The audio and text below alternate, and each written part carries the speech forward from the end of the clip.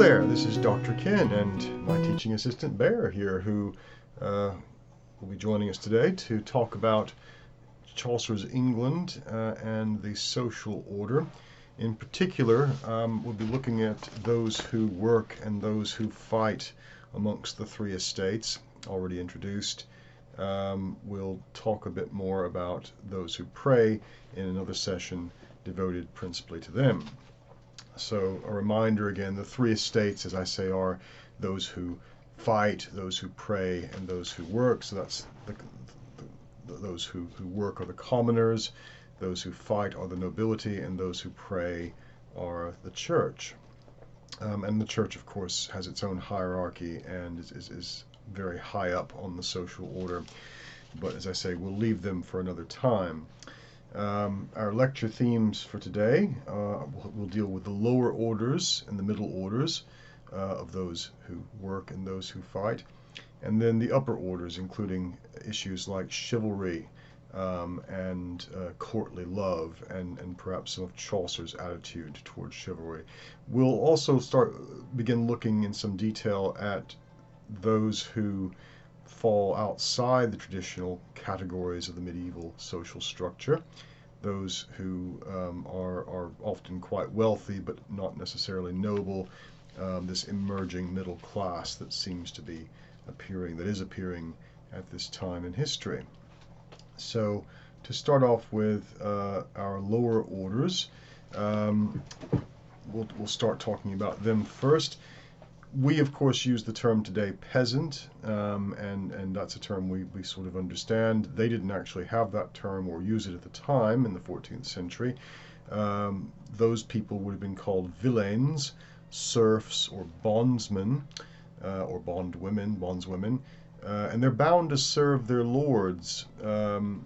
They might have 1 or 2 acres of land on which to work, but they don't actually own the land. The lord owns the land, and they work on it in exchange for living there. So they owe their lord a certain amount of work, usually 3 days' worth per week, which they have to work essentially for free. It's not for free, I suppose, but it's not for themselves. They have to perform certain set tasks, such as plowing or sowing portions of the lord's lands, collecting firewood or goods from the manorial woods. Legally, to quote a source from the time, a villain owns nothing other than his own belly. He doesn't have the right to travel, except with his lord's permission. He doesn't have a right to trial under law, except at the hands of his lord or her lord. If the lord sells the land, he typically sells his villains along with it, and this is no accident that the word serf, which is synonymous with villain here, villain, means or derives from the Latin servius, meaning slave, because they are a little better than slaves, the serfs. The lord can also decide whom the children of a villain may marry. A widowed villain woman would be compelled to marry another man to do her deceased husband's work. It is true that a villain may run away from their manor, and if they escape being caught for a year and a day, then they're free. They become free peasants at that point, although one wonders how they went about proving they'd been away for a year and a day without sort of submitting to some authority somewhere, but they forfeit all of their possessions in the process. There are several vocabulary terms here that bear mentioning: heriot, merchet, and legerwite, terms that you probably won't have heard before. So a heriot, this is usually what a lord demands from his villains when the head of the household dies. So it would normally consist of the best animal or the most valuable piece of chattel that they own. So when the head of the household dies within a peasant household or a serf household on a manor, the heriot tax comes into effect, a kind of inheritance tax, but it's paid to the lord.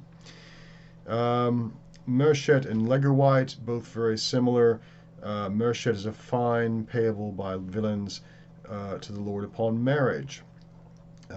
So when they get married, they have to pay this fine, It seems to have been based on or it largely replaced the Legerwite by the 14th century. And the Legerwite was used before Norman times, and still in use in the 14th century. And that's a fine levied upon villains for cohabitation. So if the Lord didn't approve necessarily of them cohabiting with someone and they got caught, they had to pay a fine as well. So you have to imagine almost every aspect of these people's lives would have been controlled. And this social order is structured in such a way as that everyone knows their place, everyone's duties and responsibilities are clear. There's not a lot of room for advancement at any level. A bit more room for advancement at the upper levels, but even there it's a very rigid system, at least until the 14th century. There are other kinds of peasants, though, apart from serfs. And we'll see these in Chaucer's Canterbury Tales. There are the yeomen and the franklins. They're still technically peasants, but they're free men who have acquired enough land to support their families and to often employ others to undertake labor for them. Some may have servants. At the top end of the spectrum, the distinction blurs a bit between a wealthy peasant and a member of the gentry or nobility. What did these peasants eat? We know a bit about their diet. So the European medieval diet was largely determined by social class. For the majority of people, serfs, a large portion of their daily diet was made up of grains such as wheat, rye, or oats, or barley, so lots of carbohydrates. The grains were often boiled into a soup or stew, ground into flour, made into bread, or malted and brewed into ale. Estimates from the late Middle Ages indicate that a gallon of ale a day was not unusual, but the actual alcohol level in the drink was quite low. Protein was usually provided by legumes such as beans, peas, and lentils. Fish were available or sometimes, or on rare occasions, meat such as poultry, pork, or beef. Usually on feast days, one might find these things. Additional nutrients were provided by seasonal vegetables and fruits. The peasant's diet actually rates pretty high on modern nutritional standards, although it's worth pointing out that seasonal fluctuations in food availability and poor harvest often cause long periods of very poor nutrition. So a prosperous English peasant in the 14th century would probably consume about 2 to 3 pounds of bread, 8 ounces of meat or fish or other protein, and 2 to 3 pints of ale or more per day. As I say, the bread was usually made of oats, rye, or barley. Meat was expensive and usually only available on special occasions. Often eggs, butter, or cheese were substituted for meat. Vegetables such as onions, leeks, cabbage, garlic, turnips, parsnips, peas, and beans were staples, and again, fruits available according to the season. The total caloric consumption per day seems very high compared to modern standards. We estimate they consumed around 3,000 calories in a day, sometimes more. But you have to keep in mind that the daily physical demands of a medieval peasant were much more extreme than in most modern lives. So men and women both burn approximately 1,892 calories just sleeping and walking about. The calories required to complete a day's labor must be added, and work days could last as long as 12 hours in the summer. Also, the medieval diet varied depending on the season, so food was plentiful in late summer, fall, and early winter, while often very scarce in late winter and early spring. Access to game was restricted by poaching and hunting laws, so it was difficult for a peasant to just go out and hunt because all the forests were owned by either the king or some local nobility, and poaching in their forest could get one into severe trouble. Medieval hunting was one of the most popular sports enjoyed by the lords and nobility. Hunting had always been enjoyed by the English nobility as it provided training for war because of the tracking skills, weapon usage, and horsemanship that were all required in medieval warfare. Both men and women engaged in hunting. A variety of animals found living wild in England were hunted. one of the sumptuary laws was the forest law, which in sumptuary laws limit what a person can own or do or wear according to social class. The forest law related to gaming and hunting. The forests of England were normally, as I say, owned by the reigning monarch. In medieval times, there were an estimated 69 royal forests. Only the monarch or his servants could hunt in these forests. Permission to hunt in forests could also be gained by the granting of a royal license. The animals subject to the forest law were the red deer, the fallow deer, the roe deer, and the wild boar.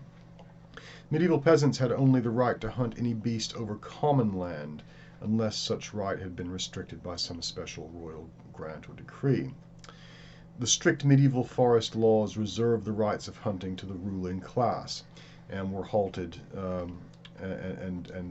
were hated and resented by the lower classes. Punishments for breaking medieval hunting laws were severe, as I say. Peasants accused of poaching were liable to hanging, sometimes castration, binding or being sewn into a deer skin and then hunted down by ferocious dogs. So these could be quite severe, or having their hands cut off or something along those lines. There were customary rights to gather timber and things like that in medieval forest. So as a resource, the forest could be used by the serfs at certain times.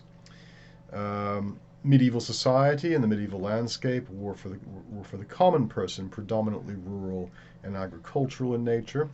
Very little of the landscape was not utilized, and in some areas, such as the Champion, from the French champ for field, landscapes of the Midlands, almost every inch was turned over to arable farming, especially in the boom years of population expanse during the 13th century.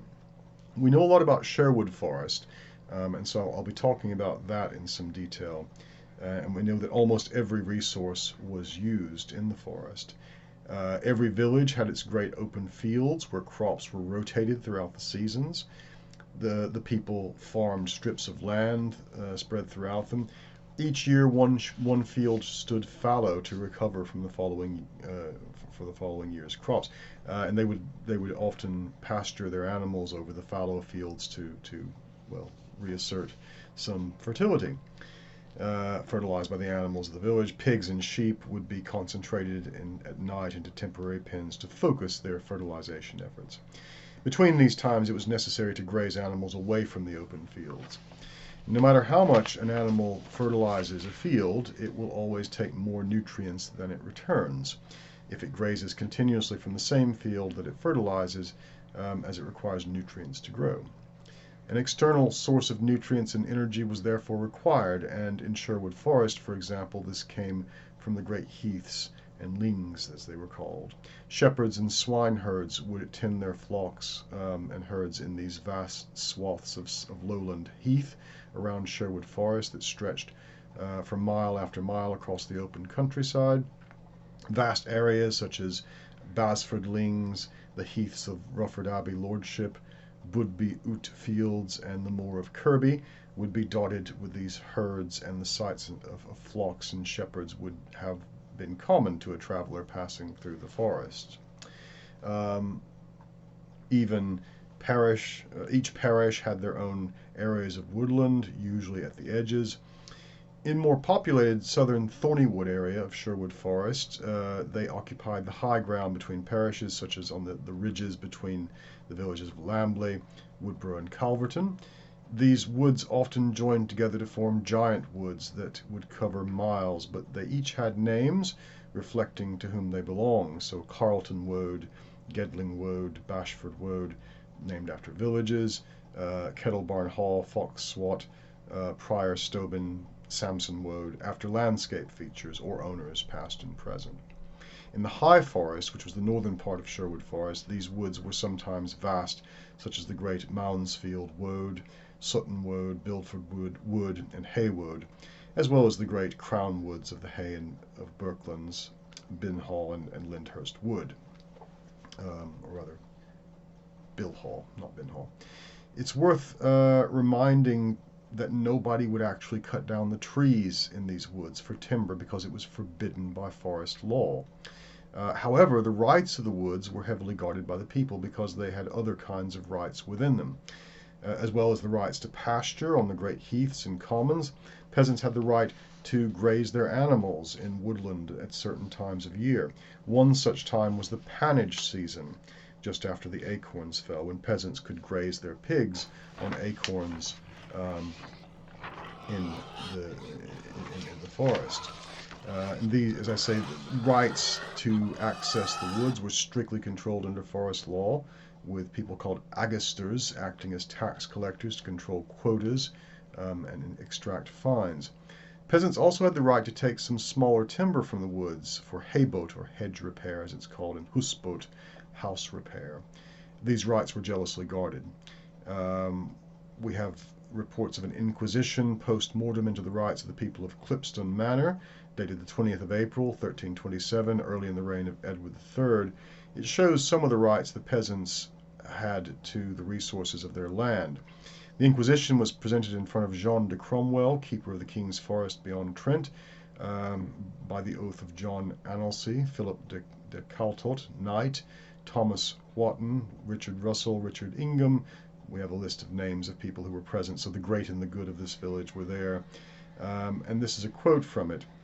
It says, "The King's tenants of the manor of Clipston in Sherwood, which is of the ancient domain of the Crown of England, and their ancestors tenants of the same manor, from time immemorial have been accustomed to have all ferns growing in the place which is now called the Park of Clipston, for 13 shillings and 6 to be rendered yearly to the King's ancestors by the hands of the Justice of the Forest, and to collect the leaves fallen from the trees in the same place for manuring their lands, without rendering anything therefor, and to have pasture for all kinds of beasts in the same, doing in return the custody of the vert and venison in the same place by 2 of the tenants." This shows how the peasants had customary rights to access the park for livestock grazing and to gather ferns and leaves for fertilizer, in exchange for looking after the king's deer and timber for the king. It also shows that they were empowered enough to appeal through the court system to protect those rights.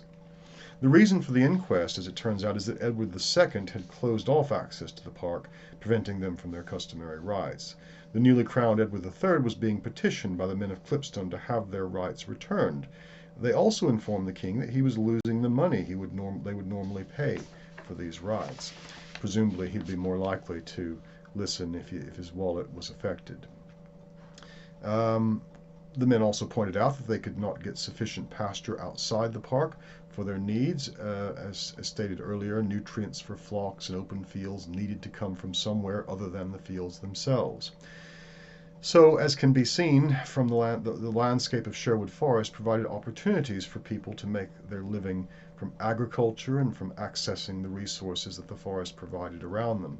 It was also the case that people would guard these rights vigorously, petitioning through the courts and the legal system. The laws of the land prevented many people from having many things, but they enshrined rights over generations, and the law could be called upon to protect those rights if they were threatened. Nonetheless, this was a static society. Most people never left their home village or for travel any further than perhaps the next village or the nearest village fair or market. The higher up on the social ladder one was, obviously, the more travel, the more exposure to the wider world one would have. But for most peasants, both serfs and the higher ones, even in a village, often the village was their entire world. Now, I've alluded to this before, and I'll go over it in some detail now. Part of the change that's going on in the 14th century has to do with clothing. Fashion is undergoing some dramatic changes during this time, which we take as an indication of some wider social change. This particularly relates to the non-noble people who were keen, especially the newly wealthy middle class, who were keen to have high-quality clothing, and there were sumptuary laws preventing them from doing so, although they don't appear to have been strongly enforced. Dress is becoming more modern in appearance.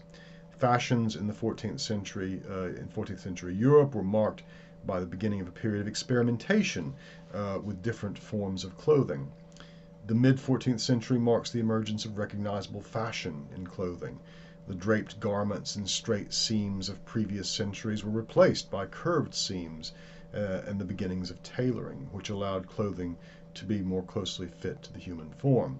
Also, the use of lacing and buttons allowed for a snugger fit to clothing. In the course of the century, the length of female hemlines progressively reduced, and by the end of the century it was fashionable for men to omit the long, loose overgarment of previous centuries, sometimes called a tunic or kirtle or other names altogether, putting the emphasis on a tailored top that fell a little below the waist, a silhouette that's still reflected in men's clothing today. From this century onwards, Western fashion changes at a pace quite unknown to other civilizations, whether ancient or contemporary.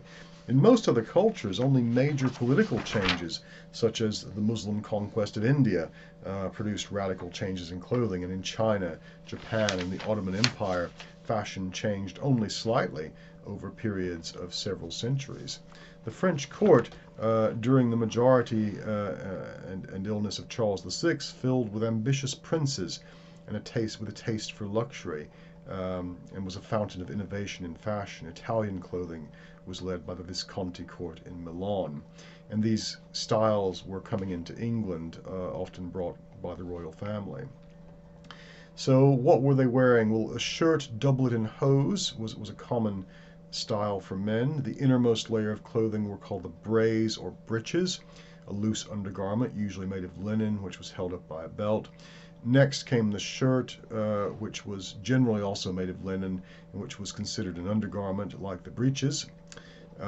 We have an example of Jean de Vaudetar, and I put a picture in the slide in there. Chamberlain of King Charles V of France. He presents his gift of a manuscript to the king by Jean Bondol in 1372, and from this very formal occasion, he is shown without anything over his, or for it, he's shown without anything over his tightly tailored top.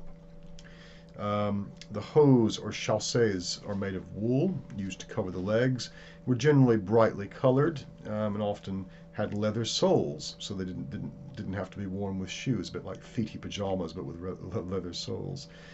The shorter clothes of the second half of the century required these to be a single garment, like modern tights, whereas otherwise they were two separate pieces covering the full length of each leg.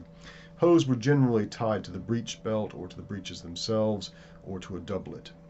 The doublet was a buttoned jacket that was generally of hip length. Similar garments were called cote-hardies, pourpoints, jaquetta, or jabon. These garments were worn over the shirt and the hose. Women's clothing as well undergoes a change at this time. The innermost layer of women's clothing was a linen or woolen chemise or smock, some fitting the figure, some fitting the figure, and some loosely garmented. Although there's some mention of a breast girdle or breast band, which may have been a kind of precursor to the modern bra. Women also wore hose or stockings, although women's hose generally reached only to the knees. All classes in both sexes are usually shown sleeping naked. Special nightwear only seems to have been a common phenomenon from the 16th century. Yet some married women wore their chemises to bed as a form of modesty and piety. Many in the lower classes wore their undergarments to bed because of the cold weather at nighttime, and since their beds usually consisted of straw mattresses with a few sheets, the undergarment would act as another layer.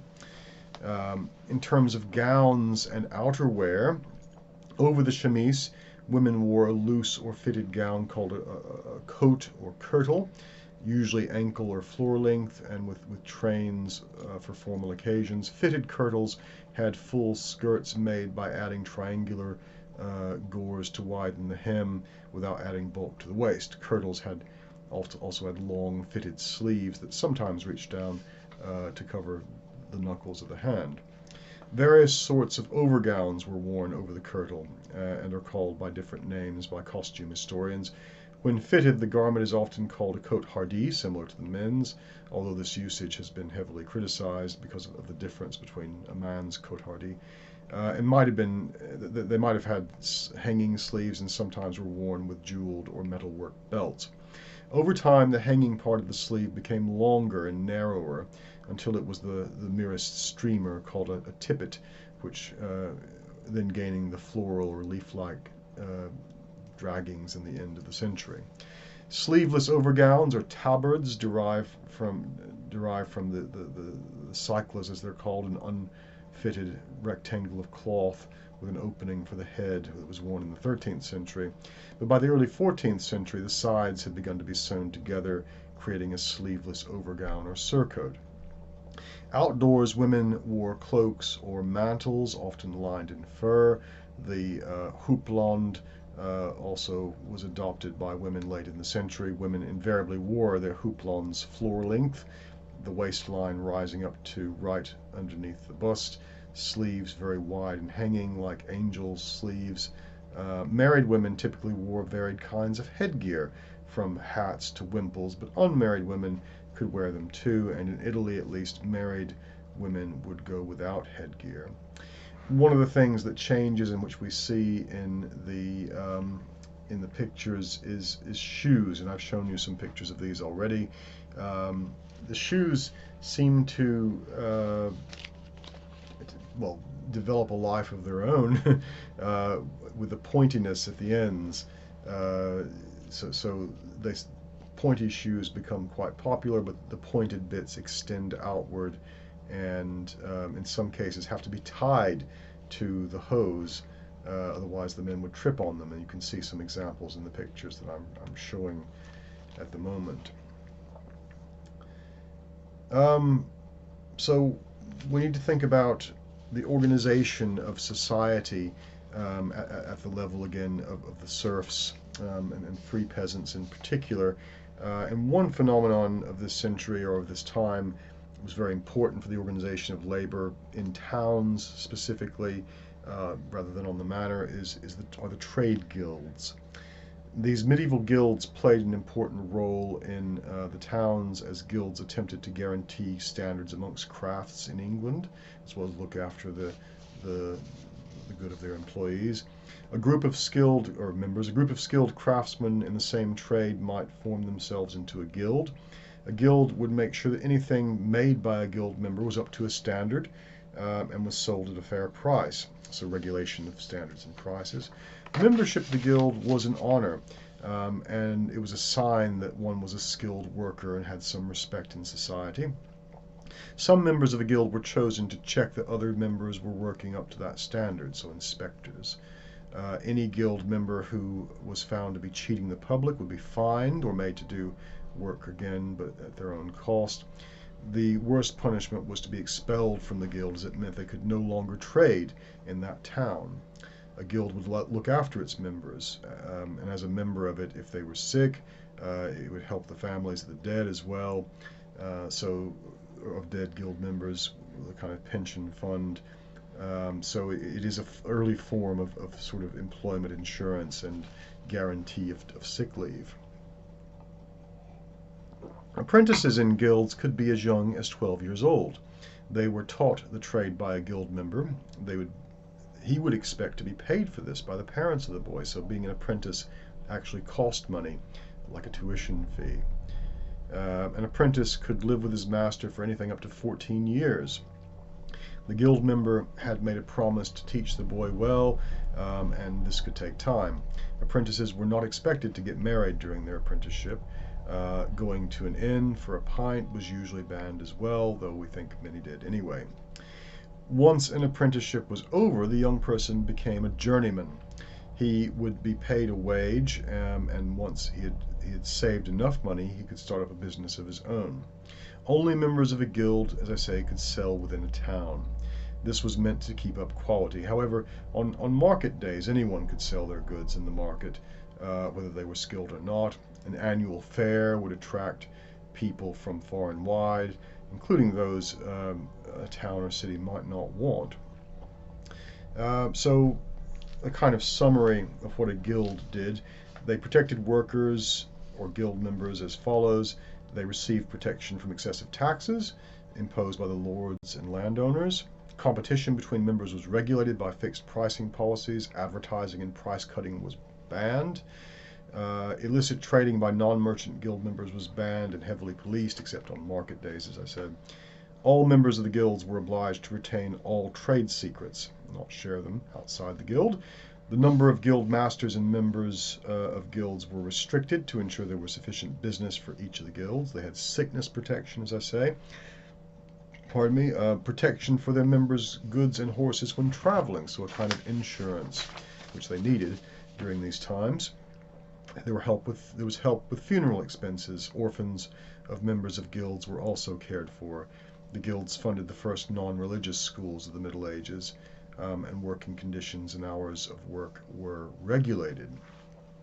As I say, the town becomes more of a phenomenon in the 14th century, partly to do with the famine early in the century brought on by the Little Ice Age, partly to do with the Black Death, and the abandonment of villages in marginal lands that were no longer yielding crops.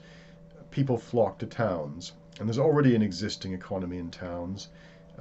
It's more monetarily based than labor based, as in the countryside, but there's this growth that occurs during this period and an increase in the use of currency, money for pay for work, and then a whole economy built around that. While battles raged amongst the dominant feudal nobility, filling the Middle Ages with sound and fury, the quiet laborers of the oppressed classes all over Europe were undermining the feudal system. I'm quoting from a work by Frederick Ingalls on the importance of currency, but I basically agree with his thesis here. They were creating a state of affairs in which there were fewer and fewer, less and less rather, room for feudal lords. In the countryside, the feudal system still asserted itself, serfs on the manor, etc. But cities were rising everywhere, in Italy, in southern France, on the Rhine. The old Roman municipalities were emerging from their ashes. Elsewhere, particularly in central Germany, there were new creations of towns, and certainly in England, places like York and London are growing. In all cases, they were ringed by protective walls, often, or moats, fortresses far stronger than the castles of the nobility because they could be taken only by a large army. And behind these walls, medieval craft production, guild-bound and petty though it was, says Ingalls, developed. Capital accumulation began. The need for trade with other cities and with the rest of the world arose, and gradually, with the need also arose the means of protecting that trade. So as early as the 15th century, and certainly beginning in the 14th century, townspeople played a more crucial role than the feudal order, by the sheer weight of their economy.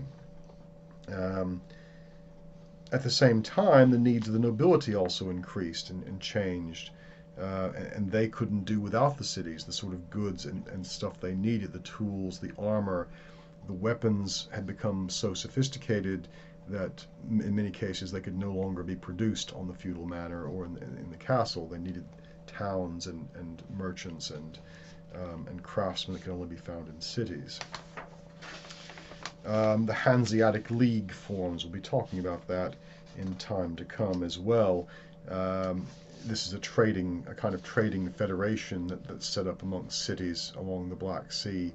The North Sea area, of which places like London were a part, and Edinburgh, and Kiel, and cities in, I think, some of the Russian ones as well in the Baltic, etc. All part of this trading league that facilitates trade in a kind of free trade zone, if you like. There are advances in production at this time. This necessitates advances in education.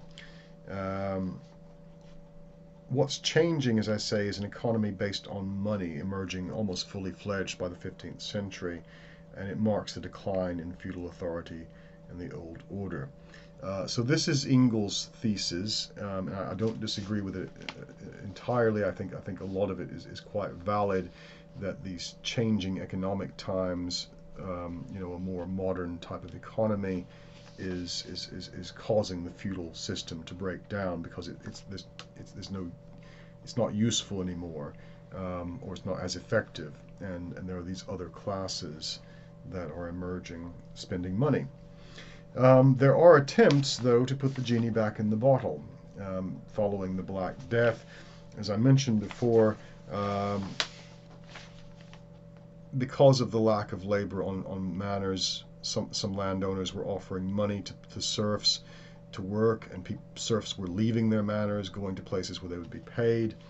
So the state tries to fight back, and an ordinance was issued in response to the 1348-50 outbreak of Black Death in England. During this outbreak, we estimate about 30 to 40% of the population died. The decline in population left surviving workers in great demand in the agricultural economy of Britain. Landowners had to face the choice of raising wages to compete for workers or letting the lands go unused. Wages for laborers rose and translated into inflation across the economy as goods became more expensive to produce. The wealthy elites suffered under the sudden economic shift. Well, I say they suffered. It cost them more, but you know, they could afford it. They didn't like it, though. Difficulties in hiring labor created frustration. John Gower commented on post-plague laborers, sort of propagandizing for the traditional order. He wrote, "They are sluggish, they are scarce, and they are grasping.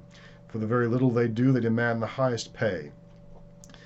That's a kind of upper-class complaint, having to perhaps pay people to work for the first time.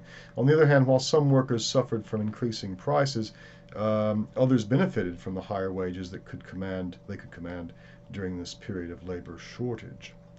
The law to limit workers' pay was issued by Edward III on the 18th of June, 1349, called the Statute of Laborers. 49. The Ordinance of Laborers. That's the Ordinance of Laborers. And then in 1351, we get the Statute of Laborers, and this was a law enacted by Parliament under Edward III in 1351 in response to the labor shortage following the Black Death. And the statute set a maximum wage for laborers that was commensurate to wages paid before the Black Death, specifically in the year 1346. These changes, however, failed to take into account the changing economic conditions during the Black Death, and furthermore, the period from which wage levels were being taken in this statute was one of economic depression in England as a result of the 100 Years' War. So therefore, wages during the Black Death were set even lower to match those during this depression. It also mandated that able-bodied men and women work and imposed harsh penalties on those who remained idle. In practice, the statute was poorly enforced and unsuccessful, but it set a precedent that distinguished between laborers who were able in body to work, fit to work, and those who could not work for whatever reasons, a distinction that we still have today. And I might say a kind of mentality that England still has, that if you're able to work, you must do so, or the system will penalize you. The Ordinance of Laborers and Statutes of Laborers were, of course, very unpopular with the peasants, who wanted higher wages and better living standards, and this was a contributing factor in subsequent peasant revolts, most notably the famous English Peasants' Revolt of 1381. Similar processes happened throughout Europe. Wage caps following a labor shortage after the Black Death resulted in popular revolts. However, the wage caps were very difficult to enforce and often broken as demand for labor increased. This kind of illustrates the demand side of the economy. Despite the fact that the law says you must pay them these wages, if work is to be done, the lords had to pay the wages to the workers. The social changes brought about by the Black Death also helped break down the old system of feudal obligation. And these things that I'm talking about, the money economy of the towns, the money economy beginning to take place on the manor as well, just because of the shortage of labor, erode the old feudal order. And so for the first time in probably about 1,000 years, things are changing. So I want to talk about the middle orders for a little bit. These are the people who don't fit so readily into the traditional hierarchy of the Middle Ages. We might call them an emerging middle class. They could include some of the newer professions, such as doctors, lawyers, and servants of the wealthy. Servants of the wealthy who would be paid more than traditional servants, as well as yeomen and franklins who had managed to advance their status. You might think of them as I say, as an emerging middle class. Access to education and opportunities for advancement following the plague allowed some of the lower orders to increase their wealth and social standing. And we have a case in point with a man named Clement Paston, who died in 1419. He was a peasant holding and cultivating about 100 acres of land, who gave an excellent education to his son William. Thanks to the money, he was able to buy a good education for his son. This enabled him to study the law. Making good on his opportunities, William Paston, 1378 to 1444, who is described as a right cunning man in the law, attained an influential position in his profession, and in 1429 became a justice of the common pleas. He bought a good deal of land in Norfolk, including property in Paston and Gresham Castle, and improved his position by his marriage to Agnes, daughter and heiress of Sir Edmund Berry of Harlingbury, Hertfordshire. So we have a commoner born from a peasant family, educated in the law, becomes wealthy, and marries the daughter of a knight. So Paston had become very intimate with a wealthy knight by the name of Sir John Fastolf, who was probably related to his wife, and had employed him on several occasions for matters of business. Sir John Fastolf was a prominent soldier in the 100 Years' War who gave his name to Shakespeare's character Falstaff. In 1459, Fastolf died with no children, leaving his affairs in rather a tangled condition. In accordance with the custom of the time, he had conveyed many of his estates in Norfolk and Suffolk to trustees, among whom were John Paston and his brother William, retaining the revenues for himself and probably intending his trustees after his death to devote his property to the foundation of a college. However, it was found that a few days before Fastolf's death, Paston had executed a fresh will in which Fastolf had named 10 executors, of whom 2 only, Paston and another, were to act, and moreover that Fastolf had bequeathed all his lands in Norfolk and Suffolk to Paston, subject only to the duty of founding the College of Chaucer and paying 4,000 marks to the other executors. At once taking possession of the lands, William Paston soon found his rights challenged. Various estates were claimed by different noblemen. The excluded executors were angry and aggressive, and Paston found himself in a whirlwind of litigation and exposed also to more violent methods of attack.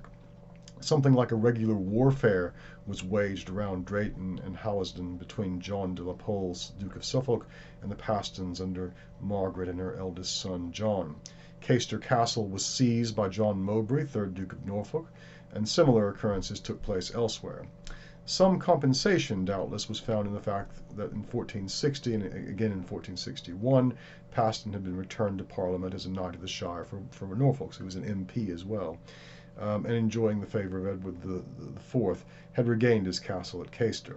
But the royal favour was only temporary, and having been imprisoned on 3 occasions, Paston died in May of 1466, leaving the suit concerning his will still proceeding in the church courts. He left at least 5 sons, the 2 eldest of whom were, curiously enough, both named John, and the eldest of whom had been knighted during his father's lifetime.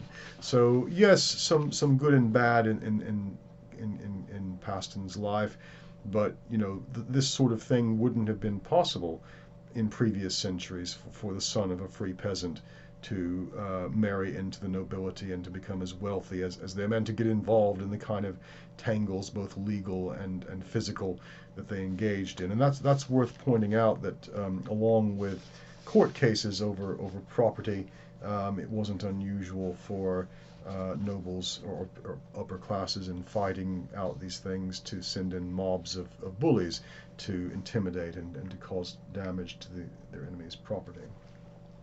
Let's talk about the upper orders for a little bit. So we have the aristocracy, right? That's the king, and the lords, earls, marquises, and dukes. There are about 60 of those. There are barons at the lower end of the spectrum, and their status varies between that of minor aristocracy and upper echelon gentry. These are called the tenants-in-chief and answerable to the king. So you have to imagine the king owns everything. These are his chief tenants who then are empowered to look after it, and they hold their lands in the king's name. Most of the tenants-in-chief, well, they had to have a minimum income of £1,000 per year in theory. In reality, most earned between 700 and 3,000. So this rule doesn't appear to have been strictly followed. There's a lot of infighting, litigation, and so forth between these nobles. It's widespread. These are dominance games, challenges to status, etc. Then we come to the gentry. So along with the aristocracy, there are about 1,000 men who then rule the country under them. These typically included knights, esquires, and gentlemen who held their manors from the tenants-in-chief. So it goes from the king to the tenants-in-chief to the gentry, the knights and esquires and others who hold their manors from them. The cutoff between gentle and non-gentle folk is based on money. To be reckoned a gentleman, one's income from land had to be at the minimum £200 or more per year, though we find some merchants earning around 1,000, but who constitute kind of blurry category, somewhere between commoner and gentry, but not nobility. Where does this word come from? Well, gentle is defined by gentilé, a Norman French term, meaning a certain quality of refinement associated only with those who had been brought up in the upper class lifestyle education, but it was considered to be innate, to be natural to them, even though it's clearly a product of their upbringing. So, for instance, Chaucer alters his sources in the Clerk's Tale to emphasize gentilé.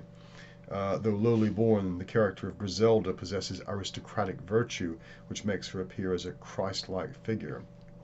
The tale does more than simply contrast past with present. Chaucer includes judgments of Walter and descriptions of Griselda, which make the story more realistic. At the end of the tale, the clerk also makes fun of the clerkly stereotype, suggesting the reality of the tale he's just finished. Finally, Chaucer implies that integrity is an important part of gentilé. So this is Chaucer and the Clerk's Tale, which illustrates this point of gentilé as a kind of natural or inborn characteristic. And again, we have someone like Chaucer himself, educated as a courtier, learning the art of heraldry, though he's technically a free peasant, and then working his way into the upper classes. Worth talking about chivalry at this point, because this is a phenomenon that's very important to the aristocrats and the nobles. The word chivalry comes from the French word chevalier, which means the skills at handling a horse. The ability to handle a horse, especially in combat, was of the utmost importance to a medieval knight. At least it would be up until about the 14th century, and things start changing. As the Middle Ages progressed, the term chivalry began to take on new meanings. It was around the time of the preaching of the First Crusade in 1095 by Urban II that the Christianization of knights began in earnest. With the Crusades as a holy war, the Pope needed the support of the nobles and the knights of Europe to help him with his agenda of ridding Jerusalem of Islam and returning the land of Christ to Christian sovereignty. By bestowing the title of Christian warriors on the knights, the Pope had begun the evolution of a code of conduct that all knights were supposed to follow. The protection of the poor, women and children, the defense of the church were just some of the chivalric codes that a knight was supposed to always obey. In combat, when nobles and knights were taken prisoner, their lives were spared and were often held for ransom in somewhat comfortable surroundings. The same code of conduct did not apply to non-knights, particularly archers, peasants, foot soldiers, etc. These were often slaughtered after capture. Or in the case of archers, their fingers used to, I'm not making a rude gesture, the fingers used to pull the bow back would be cut off. So that rude gesture comes from English archers pointing out to the enemy, look, I've still got my fingers and can pull the bow back and shoot you. However well intended this chivalric code was, it rarely affected most knights, who seemed to have plundered, slaughtered, and looted often when given the opportunity. Our modern notion of knights is very much based on the ideas of chivalry, and it's the survival of medieval romantic writings that tend to show knights as the chivalrous ideal. This sways our view of medieval knighthood. So a bit more on chivalry. It's a moral, military, and religious system developed during the 12th century Crusades, based heavily on perceptions of the nobility from classical culture, particularly the romances of Alexander the Great. Another thing that we owe to Alexander is the concept of chivalry, or at least how they received it and defined it. 13th century conventions of chivalry directed that men should honor, serve, and do nothing to displease ladies and maidens. Knights were members of the noble class, socially as bearers of arms, economically as owners of horses and armor and land, and officially through religious-oriented ceremonies. While some were knighted on the battlefield, most spent long years as a squire, practicing the art of war while serving their masters, often their fathers. People during the Middle Ages heard of the exploits of knights, both mythical and real, in epics like La Chanson de Roland, the Song of Roland, and Le Mort d'Arthur, the death of King Arthur.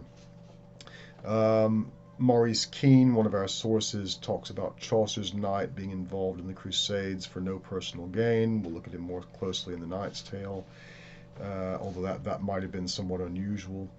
Chivalry relied on Benedictine religious thought, so the rule of St. Benedict, which I recommended you all looking at, is applicable here.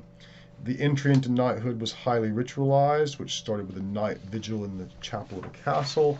The knights swore an oath of allegiance to the Lord and swore the following oaths as well: never to traffic with traitors, never to give evil counsel to a lady, whether married or not. He must treat her with great respect and defend her against all. To observe fasts and abstinences, and every day hear mass and make an offering in church. The public ceremony of knighthood followed a deeply religious ceremony with blessings from the church to go forward and protect the church by the use of arms. The Song of Roland, for example, describes the 8th century knights in battles of the Emperor Charlemagne. It's been described as Charlemagne's code of chivalry. The duties of a knight in it are described as follows: to fear God and maintain his church, to serve the liege lord in valor and faith, to protect the weak and defenseless, to give succor, help, to widows and orphans, to refrain from wanton giving of offense, to live by honor and for glory, to despise pecuniary, monetary reward, to fight for the welfare of all, to obey those placed in authority, to guard the honor of fellow knights, to hate unfairness, meanness, and deceit, to keep faith, and at all times to speak the truth, to preserve to the end, to persevere rather to the end in any enterprise begun, to respect the honor of women, never to refuse a challenge from an equal, never to turn his back upon a foe. 14th century chivalry, which is the kind of survival that we have today of it when we think of chivalry, was encouraged by Edward III's obsession with King Arthur, Camelot. So Windsor Castle is rebuilt to be Camelot, and the Order of the Garter is based on the Knights of the Round Table. Loyalty is at the heart of chivalry. And tournaments are a common feature, or were a common feature, I should say, prior to the 14th century, where jousts take place. The word joust comes from the Latin juxtare, meaning to meet together. There were several different types of tournament, or tourney, that took place. One was the mêlée, or tourney proper. This was very popular in the 12th and 13th century. The form was the most brutal and the most costly in lives. All participants, upon hearing the charge, promptly rushed onto the tournament field and proceeded to unhorse all others by any method at hand until a winner was determined. Now, this sort of thing was banned or stopped essentially at the end or at the beginning of when the Black Death happens in the 14th century, because knights were so valuable that they couldn't be risked. Their lives were too important. The tourney is at once a kind of sporting event for the aristocracy, but it's also a way to show off one's skills and to hone one's skills. There were other types as well, apart from the tourney proper or mêlée. There was the plaisance. This is a French word meaning pleasantness, derived from the Latin placentia, meaning acceptable things. This was a joust, the joust à plaisance, as it's called, was a series of elimination jousting contests which were held over several days, with an overall jousting winner then determined. A slightly more formalized version. The plaisance was also a term for medieval houses or castles in the countryside, where nobles, knights, often went for parties and sometimes, well, orgies, from what we can tell, including members of the clergy. So there's a gap between the real and the ideal here. We'll come back to those later. Another type of tourney was called the pas d'armes, or passage of arms. This was a jousting event in which a knight would send out a proclamation that he would take on any and all jousting challengers at a specific time and place. And then the outrance was the utmost or last extremity, combat to the death.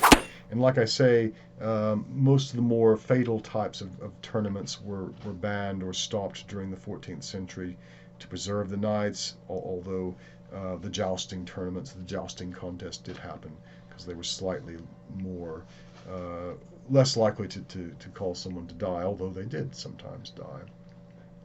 I put up a slide with a quote about knights from a 14th century writer about how they exposed themselves to peril, sleep in harsh, live under harsh conditions, defend the poor, etc. And again, there seems to be a gap between the ideal and the real. If you read Terry Jones's book on knights, he's got a very negative view of them. This is not to say that all were bad. Certainly Chaucer's knight is portrayed in a very positive way, but were they all really like this? I suspect that there's probably a mix. We'll look at Sir John Hawkwood in the seminar. He's a character who was a mercenary knight, ran a mercenary company in Europe between battles of the 100 Years' War, and made a lot of money for himself sacking towns in Italy. But, does he fit the ideal? Courtly love is another phenomenon of this period. And again, this derives partly from classical romance traditions, from Alexander the Great. It was really a kind of, I suppose, an ideology, that's not really the right term, but a way of behavior, a code of behavior that was designed perhaps to make the knights more acceptable socially. So it puts forward the notion that a knight should be more acceptable in society by being amorous, courteous, joyous, galant, and generous. Courtly love should be romantic, but also idealized, often focused on, in the literature, focused either on another man's wife or on someone who's unattainable. So courtly love is meant to be a kind of unattainable love that causes the person in love to pine away, to suffer on account of that which they can't have. In reality, it may have made men pay more attention to their hygiene, their politeness, and honor and things like this, because it was the expected way to behave. Although, again, the real and the ideal are often at variance. And like I say, we've got this notion of plaisance, which is a being more pleasant and gentle, but it's also a term for this place where you have sexual assignations. So it reveals a kind of double standard. When we look at the Knight's Tale, courtly love features prominently into this. The tale is about two knights who are in love with a woman that they can't have, and tragedy sort of ensues. And we can think about whether or not this is Chaucer simply upholding a tradition of chivalry and courtly love in his literature, or is it perhaps criticizing these things, or is it both? Could it be taken differently by different people? Socially, our Geoffrey Chaucer was closer to the knight's level than others. He's a character as well in the Canterbury Tales, as I've mentioned. He and the knight are the highest status individuals there. He was also an expert, the real Geoffrey Chaucer was an expert on heraldry. He made a special study of it, and this would have been quite important for him and his courtier roles. Heraldry is the trademark system, the corporate brand, if you like, of nobility. So the symbol of their, of their houses. It's almost poetic to describe a heraldic symbol, a lion rampant on a field argent, deposed. The language itself of heraldry is sort of unique. And Chaucer was acquainted with these things. We know of him giving witness in a court trial between the Scrope and Grosvenor family, who were disputing over a coat of arms in 1389. Knights were central to the court of Edward III and Richard II. They are less important on the battlefield these days because the longbow renders them almost obsolete, but they're more important as military commanders, so that they undergo a kind of metamorphosis during this period, from being just sort of heavy cavalry, from being the tanks of the Middle Ages, to being the commanders, the ones in charge of strategy and organization on the battlefield. Chaucer's knight, as I say, is a very romantic figure. Were there ones like him? Possibly. We can think about Terry Jones's version. And a question to think about is, what role does Chaucer imagine for chivalry in a society that's undergoing such change? Can we deduce something about that from the Canterbury Tales? I put up some questions for next time to think about with the Knight's Tale. Think about the picture of courtly life that emerges. Think about the use of animal imagery in the descriptions as well. This is a rural, much more agrarian society. Animals are more closer to people than they are today. How were courtly ideals presented? What about courtly love? Is it realistic? Is it being criticized? What about attitudes to women? What overall impressions of chivalry do you get from this tale? And why do you think its length and status as the first tale might be significant?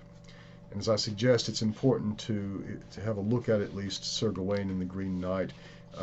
That story will come up again in the tale of the Wife of Bath. But we'll leave it there for now. Thank you very much. This has been a lecture on the social order for Chaucer's England. I appreciate your attention.